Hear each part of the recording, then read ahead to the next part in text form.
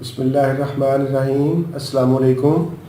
Doctor نوید health care میں آپ لوگوں کو خوش آمدید۔ امید ہے آپ سب لوگ خیریت سے ہوں گے۔ آج کا ہمارا پروگرام اجوا کھجور کی گٹھلی کے پاؤڈر پر ہے۔ اجوا کھجور کا پاؤڈر کن امراض میں استعمال ہوتا ہے، اس کا پاؤڈر بنانے کا طریقہ اور استعمال کرنے کا طریقہ آج کے پروگرام میں آپ کو بتایا جائے گا۔ اجوا کھجور کھجوروں کی سب سے عمدہ اور اعلیٰ قسم ہے۔ کھجور کی گٹھلی کا یہ پاؤڈر اعصاب، پٹھوں، دل، دماغ کو طاقت دیتا ہے۔ جوڑوں کا پرانا درد، کمر درد، گردے مثانے کی پتھری، خواتین کے پوشیدہ امراض جیسے لیکوریا، بانجھ پن وغیرہ، مردوں کے پوشیدہ امراض کا بہترین علاج ہے۔ اجوا کھجور حضور اکرم صلی اللہ علیہ وآلہ وسلم کی محبوب ترین کھجوروں میں سے تھی۔ اس کو آپ نے خود بویا تھا۔ اجوا میں ہر بیماری سے شفا موجود ہے۔ میں یہاں پر جاوید چودھری صاحب کا ایک کالم کوٹ کروں گا۔ انہوں نے اجوا کھجور پر ایک کالم لکھا تھا۔ وہ اپنے کالم میں اجوا کھجوروں کی افادیت کا ذکر کرتے ہوئے لکھتے ہیں کہ ملک کے معروف سرمایہ کار اور بحریہ ٹاؤن کے چیف ایگزیکٹو جناب ملک ریاض صاحب کو 1995 میں دل کی تکلیف ہوئی۔ ڈاکٹروں نے انہیں بتایا کہ آپ کے دل کی 3 نالیاں بند ہیں، چنانچہ آپ کو فوری اینجیوپلاسٹی کروانا پڑے گی۔ ملک ریاض اینجیوپلاسٹی کروانے کے لیے لندن جانے لگے تو سابق army chief general Aslam Beg نے انہیں دل کی تقویت کے لیے طب نبوی صلی اللہ علیہ وآلہ وسلم سے ایک نسخہ فراہم کیا۔ جنرل اسلم بیگ کا کہنا تھا کہ 56 سال کی عمر میں انہیں دل کا عارضہ لاحق ہوا۔ وہ اپنے مرض کو خفیہ رکھنا چاہتے تھے کیونکہ اس سے ان کے فوجی کیریئر پر زد آ سکتی تھی۔ چنانچہ انہوں نے جدید علاج کی بجائے طب نبوی صلی اللہ علیہ وآلہ وسلم کا سہارا لینے کا فیصلہ کیا۔ انہیں کسی صاحب نے یہ نسخہ بتایا تھا۔ انہوں نے یہ نسخہ استعمال کیا تو نتائج حیران کن حد تک مثبت تھے۔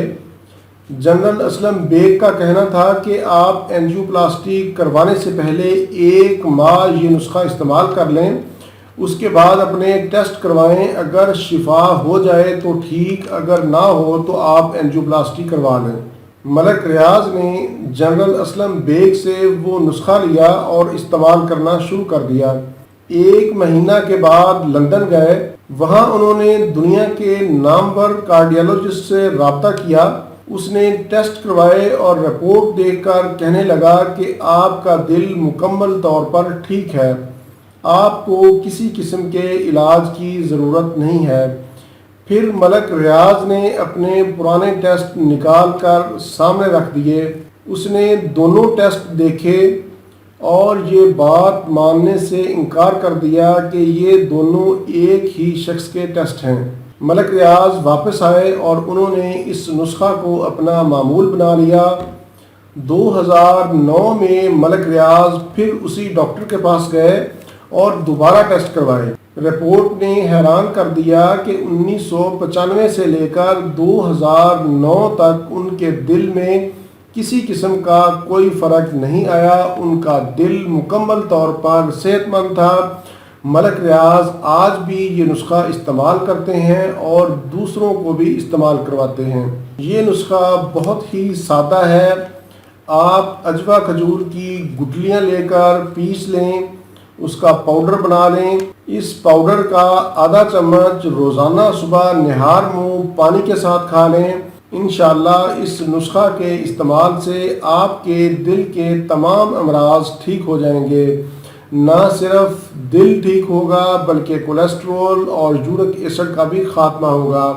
اس سے آپ کا موٹاپا بھی کم ہوگا۔ شوگر کے مریض گٹھلی کا پاؤڈر ضرور استعمال کریں، انشاءاللہ ان کا شوگر لیول بھی کنٹرول میں رہے گا۔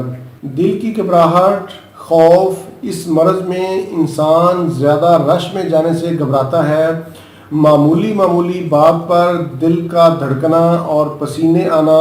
اس کے لیے صبح نہار منہ 7 عدد عجوا کھجور جو اصلی مدینہ کی ہو اور آدھا چمچ چائے والا گٹلی کا پاؤڈر پانی کے ساتھ کھا لیں۔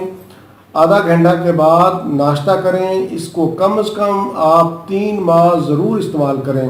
انشاءاللہ اس سے آپ کی تمام شکایات ختم ہو جائیں گی۔ عجوا کھجور کی گٹلی دوسری کھجوروں کی نسبت تھوڑی سخت ہوتی ہے، آسانی سے نہیں پیسی جاتی۔ اس کا آسان حل یہ ہے کہ اس گٹلی کو 15 سے 20 دن کے لیے پانی میں بھگو کر رکھ دیں۔ جب یہ نرم ہو جائے تو پھر اس کو کوٹ کر پیس لیں اور کسی جار میں محفوظ کر لیں۔ اگر آپ چاہیں تو گٹلی کو بغیر بھگوئے بھی کوٹ سکتے ہیں، پیس سکتے ہیں۔ میں یہاں پر آپ لوگوں کو بتاتا چلوں کہ اس مقصد کے لیے آپ پہلے نمبر پر عجوا کھجور کی گٹلی ہی استعمال کریں۔ آپ کو اگر 1 نمبر مدینہ کی عجوا کھجور مل جائے تو آپ اس کھجور کی گٹلی کو ہی استعمال کریں، لیکن اگر آپ کو عجوا کھجور کی گٹلی نہیں ملتی تو اس کی جگہ آپ عام کھجور کی گٹلی بھی استعمال کر سکتے ہیں۔ عجوا کھجور کی افادیت پر میں اس سے پہلے بھی ایک پروگرام کر چکا ہوں۔ آپ وہ پروگرام اگر دیکھنا چاہیں تو اس کا لنک میں نے نیچے ڈسکرپشن میں دے دیا ہے۔ امید ہے آپ لوگوں کو پسند آئے گا۔ پروگرام سے متعلق کوئی بھی سوال ہو تو آپ نیچے کمنٹس میں پوچھ سکتے ہیں۔ اسی کے ساتھ مجھے اجازت دیجیے، دوبارہ کسی نئے معلوماتی پروگرام کے ساتھ آپ کی خدمت میں پھر حاضر ہوں گا۔ تب تک کے لیے اجازت، اللہ حافظ، والسلام۔